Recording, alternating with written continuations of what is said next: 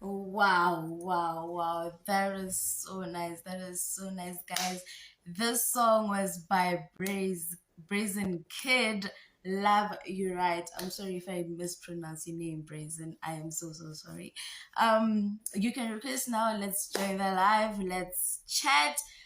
This show is a show, a bit showbiz, where I interview upcoming artists to recognize and appreciate them as they continue to give back to the society with their wonderful talent. So today I'll be interviewing Brazen Kidd, Brazen Kidd.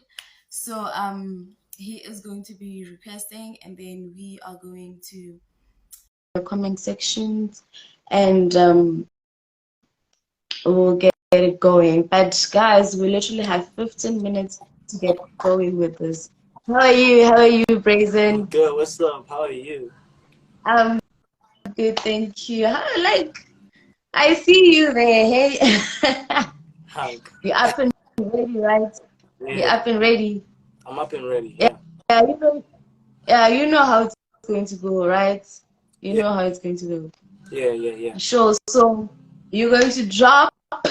You're going to tell us who you are, like your background details, everything that we need to know about Brazen, like from when you were born, I think, and yeah. then till now, and why you call yourself Brazen Kid, just, yeah. So basically, I was born in Zimbabwe, right? Blawayo, right?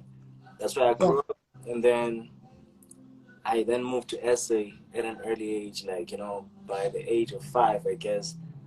Until now, I've been like staying this side, and I started rapping at the age of 16. That's 2016. So I'm 23 years old. Real name it's Yeah. Yeah, real name is Riatile Sandile Alex Maposa, right? So, um, Riatile. yeah, Riatile. Isn't that, if you saying that you from Zimbabwe, isn't Riatile like Tswana a Sutu. lady name? Yeah. Yeah. So what happened is like my uncle was married to, I think it's a Sutu. Yeah, right. No, it's a Tswana actually from Botswana. So, Yeah. what happened is that she gave me the name. So, Oh, yeah, makes sense. Yeah. yeah. And Brazen Kid, basically, at first I was calling myself Young Alex, but I was like, nah, nigga, I'm gonna grow old. So imagine if I grow old and I'm still calling myself Young Alex at the age of 50 or something like that. I'm like, damn, it'll be something else. And then I then changed the name to like Rich Boy. Then I then go to internet. Then I only find that there's someone called Rich Boy already. I'm like, nah, let me change. Then I'm go like Brazen on its own. Brazen. Then I check. I find there's someone using Brazen. I'm like, shit. And then I had to change from Brazen to Brazen Kid now. And then from then I never changed. And Brazen Kid basically means Brazen means shameless, right? So I'm shameless. And then the kid is just the surname after it that I was like, nah, let me just add because I like Brazen. I didn't want to change from Brazen. I just was like Brazen Kid. Yeah. Brazen means shameless. But then kid, because now you're saying that you changed the young one because like you're 15, but then now you're 23 and we still have to call you a kid. A kid. Nah, I mean, yeah, I get it. But a lot of people, what they do, they call me Brazen. So the kid part, it's like, nah, nobody really focuses on that. Just like how Lil Wayne, they don't call him Lil, they just call him Wayne. But just Weezy. okay, so I could continue, so I should just call you Brazen. So the kid is not necessarily right. Yeah, the kid is just Oh, to stand out in the public's eye. So that okay. yeah. Yeah. Yeah. Okay. So I need you to tell me like what inspired you to like get into music? Who inspired you actually, and what is it about music that you Oh my love? God. I guess this is obvious. It's Chris Brown, man. Chris Breezy. All the way. I'm a Oh, big fan of Nas to see, big fan Tupac. Yeah, I listen to Tupac a lot. And what was this other guy? Oh, NBA Youngboy. I recently started listening to NBA Youngboy, and but the one that I like the NBA. most, yeah, NBA Youngboy. Okay. And I also like King Von. Just that right now he's late, so wait, damn. And Lil Durk. Those are the type of music that I listen to. Yeah. So Some people I don't know. At least you mentioned Chris Brown because like Chris Brown is big. yeah, he So that is. means I literally have to do my own background research and know about certain people before I actually come here and say I'm interviewing aspiring artists because like Yeah, you know yeah, definitely. you get what I mean? Yeah. Yeah, yeah, yeah. So since you're inspired by these people, how could you describe your songs and inspirations? Like what inspires you actually from the songs that you listen to what you actually write and produce and send out to people to listen to? Okay, so what happens is that sometimes I write from the heart, and sometimes I write just for the sake of entertaining. So I try to split myself into two personas, and I think in the long run now I might even start saying um, Brazen Alex. Brazen Alex is more of the guy that is singing from the heart, and then there could be Brazen Kidd, the guy that is just an entertainer to make music that is entertaining.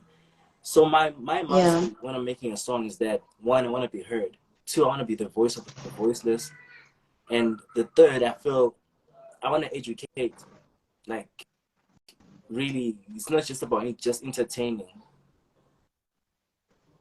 True, true, true. Because there's a song I listened to, it was called Sequel. And I don't know if I took it out of context, but then there's a point where you're like talking about women. How would you feel if you see your sisters being hurt like this? And then we literally have a recent case of a girl that was literally murdered at TUT, Yeah. right? How do you feel about the GBV that is actually increasing right now? And please explain that song, your sequel song, to us, maybe because I think I took it out of context. So you know what's happening is I see a whole lot of violence going on in SA, right? Especially against women. And like to be honest with you, like if it was what can I say? The people, okay, they underlook this thing. Okay, once a woman is being hurt or something like that, and day by day, if you notice, the cases are becoming more and more and more. It doesn't stop, Mhm. right? And as it doesn't stop, there seems like there's no one doing anything about it. So I feel like, why don't I just sing a song that can actually people can relate to, understand? Once they relate to it and they can hear the message, it might even spark a flame inside someone's mind to change the world, understand? Yeah, So yeah, it's not about me trying to change the world, but it's about the message that I might give to someone else, and that person to use that message to change the world and make it better. Because as I am, I'm a brother. I've got a little sister, right? And I know I'm not gonna marry my little sister. I'm gonna marry someone else's sister. So yeah.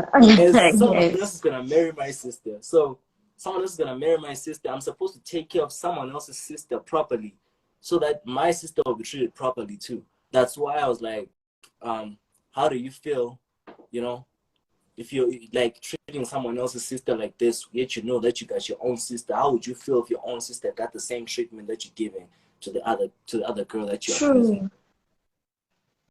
It's more like Yeah, you have you have a girlfriend yourself. myself right now. I'm single. Yeah, I don't want to. But then I don't want to be but involved then in that. your songs, I feel like most of your songs like heartbreak, Yeah, like there's literally I can like I why? had a girl. Why? I had a girl. I dated her from high school, 2017 till 2021. So it was like almost 5 years, and something happened. And if you listen, there's a song called "How It Is." How it is, it describes like um okay, how I'm in love and everything. I feel like that song is just fictional to me. It's not really real, but the song that is real connecting to me is a song called Ibiza. It's there on my YouTube channel. So that song I wrote it Yeah. after like the whole heartbreak with the chick. The song describes how the girl played So she me. broke your heart. Yeah, she did. She broke your heart. Literally. But then I don't understand how you saying that she broke your heart. But then in one of your songs, you said, broken so many hearts on my way up. You know, Oh yeah. I literally listened to her lyrics and I'm like, okay, you kind of contradicting yourself in this sense. So you're breaking so many hearts on your way up now that you've been recognized and people are actually listening to your music. And like I even saw like your music is literally rising. So why you contradicting yourself? Okay. Yourself actually not.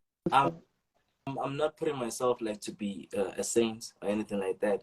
I'm not a saint. Never will I be. So as much as I can say they played me, I did do some bad stuff also. And so much I'm not even proud of it. And I feel like it takes a real man to admit I'm a mistake swag. And for me, I'm not proud of the things that I did, but I'm grateful for every lesson that I got on my way up. So I feel like I did break some hearts. I'm not proud of it, but that came as a lesson to me on what's about to come next. A new girl that will come into my life, and I'll treat her better probably. And the relationship might even last forever, but no, we both know that forever ain't forever, right? It's just till we both die or something like that, right? So every time you get into a relationship, you're going to write about that person, like you're going to dedicate a song to that person. No, but I dedicate the song to how I feel. I'm just honest about how I feel, and I use music as my meditation also at times. Okay. So So now let's go back to why we actually have you here, right? So you say that you've been into music since yeah, 2016. I just think it's like, yeah. So what are the challenges that you faced within this couple of years? criticism, that's the first one. The second one, it's that as much as I'm trying to do better, there'll always be people trying to like step on my toes and trying to make me feel worse about myself. No matter how I'm trying to upgrade myself to grow as a brand, because Brazen Kidd is a brand. I'm just a human being, right? Yeah. So there'll always be those hating on me, those jealous, those that are envy, that you know, all type of personalities I've met them along the way, and as it is, none of them. Is it artist? Is it Huh? artist? Yeah. So Is it artist? it can be artists, it can be just people that I know, fans, friends that, oh, not friends, I could say people that I know, okay? Because my friends wouldn't do that for damn sure. A friend would, I prefer someone who comes to my face and like, bro, you didn't do good here. Like, I just want to love you, right? Nah, bro, like that you didn't hit that notes quite well. Do this, you understand? So I'm like, okay, cool. Okay. Then next time I can do better. I hate someone that would show up on my face and be like, oh, so you suck, nigga. Just stop this. Go get a job, nigga, or something like that. Cause that's really really killing me. Yet I'm trying my best. Like you could spend 3 hours recording a song. Cause the song is not just going there and just singing. You get to the studio. Yeah. You first gotta write. Oh, you first gotta listen to the beat. Understand? After listening to the beats, you know the beat by head, but like perfectly. Then you try and master where a chorus is supposed to go, where a verse is supposed to go, like structure it out. As you do that, you start writing. As you write, it takes time. After writing, you have to record. As you record, you make mistakes. You choke, you do a whole lot of things. As you choke, you find that you've spent about 8 hours recording a song. Then someone just comes in and listens to the song. Maybe the song is just 3 minutes. Hey, bro, you suck. After spending 8 hours on But that then thing. how do you handle it? How do you handle it? Like, because now we have to know how you guys actually handle criticism, how you guys actually handle the long hours of recording and everything. How do you handle these things? Okay, for me, criticism, first of all, once someone criticizes me, I don't really trash them back. I just say thank you. But when I say thank you, it eats me up. Then I go to the studio. That's when I find myself making kind of a gangster song, like, fuck these niggas, they be hating on me, something like that. I'll be doing stuff like that. Yeah.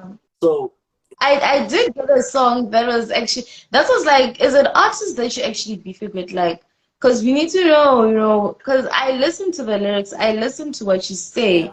That's why I'm asking if it was artists. So now that means if people are actually criticizing you, you write about it, and then now you're swearing at your fans, actually. Not my fans. That's what you're A fan, basically a doing. fan wouldn't criticize you. A fan is someone who takes you with your good and bad.